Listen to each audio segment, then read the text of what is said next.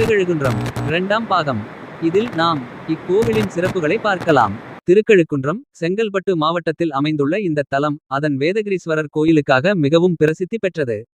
இதனை பக்திபுரி என்றும் அழைப்பார்கள். கோயிலின் வரலாறு. இந்த கோயில் சோழர் காலத்தில் கட்டப்பட்டது என நம்பப்படுகிறது. இங்குள்ள மூலவர் வேதகிரீஸ்வரர் சிவபெருமான் ஆகும். கழுகுகள் வரலாறு. அமாவாசை மற்றும் பிரதோஷம் போன்ற முக்கிய நாட்களில் 2 புனித கழுகுகள் வந்து கோயிலை சுற்றி பறந்து பக்தர்களுக்கு ஆசீர்வதிப்பது என்று நம்பப்படுகிறது. இந்த கழுகுகள் தினமும் சூரியன் மறையும் பொழுது புனித மூலிகைகள் கொண்டு வேதகிரீஸ்வரருக்கு நிவேதனம் செய்து விட்டு போவார்கள் என்று கூறப்படுகிறது. நவக்கிரக சன்னதி. இங்கு நவக்கிரகங்கள் ஒரே வரிசையில் உள்ள தலமாக இருக்கிறது. இது மற்ற தலங்களில் கிடைப்பதில்லை. உச்சிமலை 565 படிகள் ஏறிச் செல்லும் உச்சிமலையில் வேதகிரீஸ்வரர் கோயில் உள்ளது. மகாசிவராத்திரி வருடம்தோறும் இந்த நாளில் சிறப்பு பூஜைகள் மற்றும் உற்சவங்கள் நடைபெறும். திருவாதிரை சுவாமி திருவிளக்கு எடுத்தல் மற்றும் சிறப்பு ஆராதனைகள் நடைபெறும். கார்த்திகை தீபம் கார்த்திகை மாதம் பொறந்த தீப திருவிழா மிகுந்த கோலாகலமாக நடைபெறும்.